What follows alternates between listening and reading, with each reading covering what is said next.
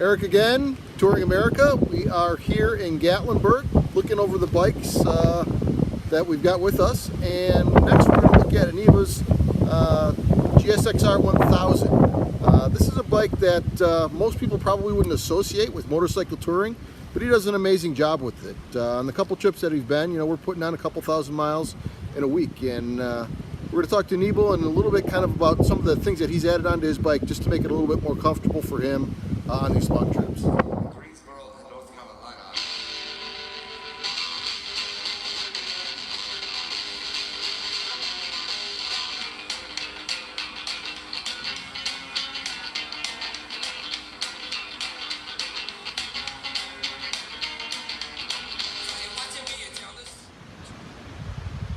Okay, so this is my GSXR 2005 1000.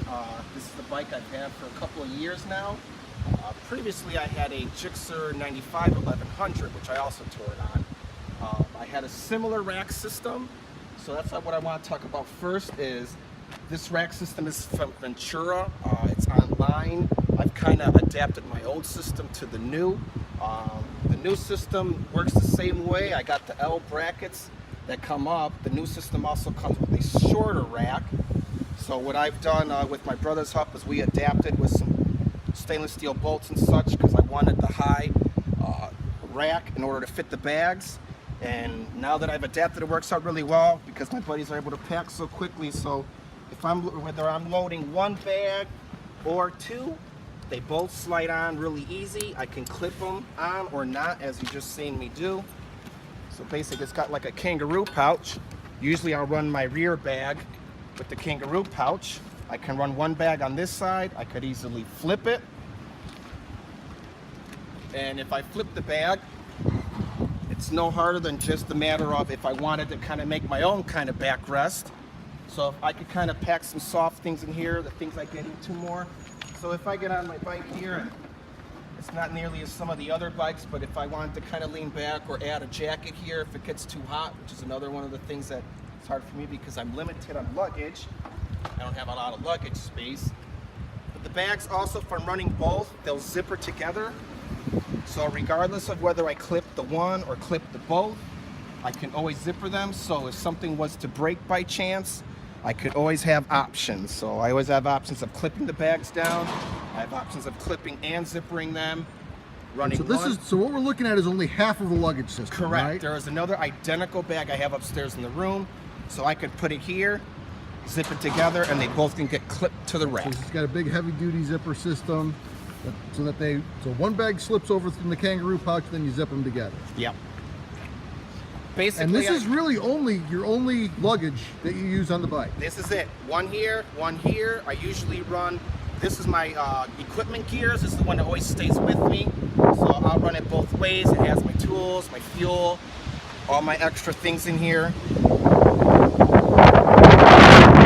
And it works really well for when I'm unpacking and everybody else can just pull out of their panniers. I don't have that, so this is where I have to put everything out. Right, so this whole thing comes on and off every time we go into the hotel. Yes. All right, but it's just a matter of a couple clips, slides right off. Right? Yep.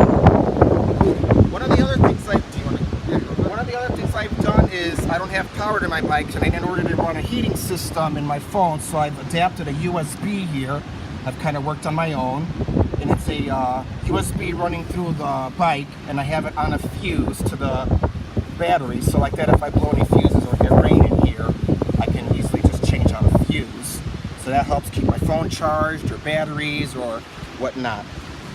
I also have running off on another fuse my heating system, which will run my coat to here. It's also a fused wire, and I'll run that to either my coat and gloves or just my gloves.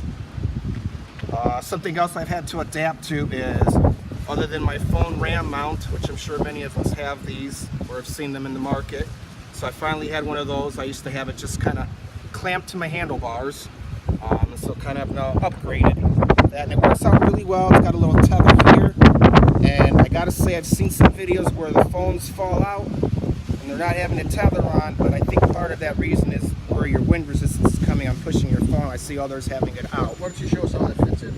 So for my phone, Yeah, well, got a 7 Plus phone, so it just barely fits in here, but it is snug, where if I had to in a hurry, I wouldn't even need to put the tether. And it just goes like that, and I can set it to any way I want to.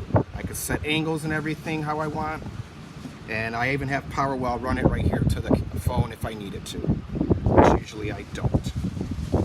I also added a camera. I can't remember the exact model. It was in one of the previous videos. I think it's a SJ8000 Wi-Fi waterproof. I think I paid like $60. Ultra 4K. Ultra 4K. And so I'll run that, and the nice thing about this one is I'm able to either run it on remote without touching the camera, so I can literally run photos or video or shut my screen off on options. Otherwise, I can run it off my phone, which some people might like. This is if I run the video to my phone, I can see the video on my phone, I can see the balance. If the phone is the wrong way, the wrong angle, I can also adjust settings through the phone while I'm on Wi-Fi for the camera, which is a very nice setup. I like the setup really well. So when you're on Tail the Dragon, you're riding with one hand and adjusting the camera with your other hand? Is that how you do it? That's how good I ride. Over 1,000 miles on one wheel? Yes. And I think those are the basic things that I've done in order to make my bike work for me in touring. Just like the other guys, I've added power for my heating unit with fuse. I've added USB power with fuse. I've added a camera to avoid hands-on, so I can either run it remotely, which I can also take this off Velcro. I can put it on and we can take shots. I think it works like up to 30 meters away.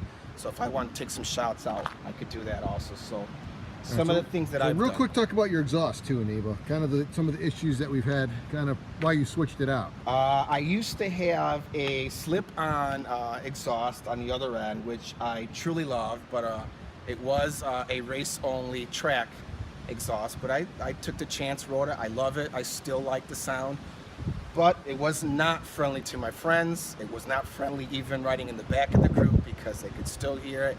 Plus, even if we ran communicators, they couldn't even hear me talk. I couldn't hear them. So I decided to put back the stock exhaust, which actually wasn't a big deal. And I think it comes down to you really having to know how to work your bike. I think one of the other things we alluded to in the other videos was making sure that your bike's ready to go, because the last thing you want are simple things to go wrong and your other group of friends are waiting, even though they're very patient and willing to help you out with that. All right, so then the last thing I want to make sure we want to hit is, before this trip you were toying with the idea of doing a tank bag. That's correct. I was toying of using a tank bag. I actually had one set up this time ready to go. Somehow, I know they're not supposed to scratch, somehow I did something where I did end up scratching my tank. So I decided to not roll my tank bag because I got some scratches here. So I'm thinking of trying a new system. I was mentioning to one of my friends, I guess there's a system from SW Motec? SW Motec, or which is Twisted Throttle, I think, site, which has a clip system, I think, that comes here, which is something I'll be looking at in the future. Yep. And like that, I'll be able to run all my power into there, and like that, any of my units, if they're waterproof or not, I can just toss them away and walk away with that. All right. So I'm not a sport bike guy, but I see all the sport bikes have the kind of the tank adhesive pads on them. Is that something that you put on, or was that on there when you got the bike? It was on there already. I'm not really a fan of it. I used to have the older style that had the like leather that would cover your tank, which I did kind of like a bra kind of thing? Yeah, I did like that more, only for the fact that it just covered and I wouldn't have to worry about anywhere and scratching my bike. I think one of the drawbacks, you have to be careful if you're running the bras when you get it wet and then it sits in hot weather, because you can all of a sudden bake your paint and it'll become like faded out. So that was one thing I didn't like, but after the many years of having this on, I didn't want to take it off. It's worked well. I've had a little bit of scuffs here, but I think I've ridden probably about 10,000 miles now on the last 3 trips with my friends here, and I think it's considerably done well with everything we've gone through. Cool. See how many hits it gets from Australia or Europe. Yeah, Australia. I don't know. We'll see. So, sport bikes, touring, it's obviously doable. I think one of the things that really helps Anibal is he's about $135 soaking wet, right? And because those bars are really low, I just can't imagine doing that. But obviously, it's one of the things that you learn as you do this more and more, is different things work for different people. As long as you're comfortable and happy with it, you can make it work. You make the little adjustments that are necessary. It go out and have fun. So this is a little bit different angle than I usually do, so stick around. We'll try to bring you as many great touring videos as we can here, Touring America. Thanks for sticking around.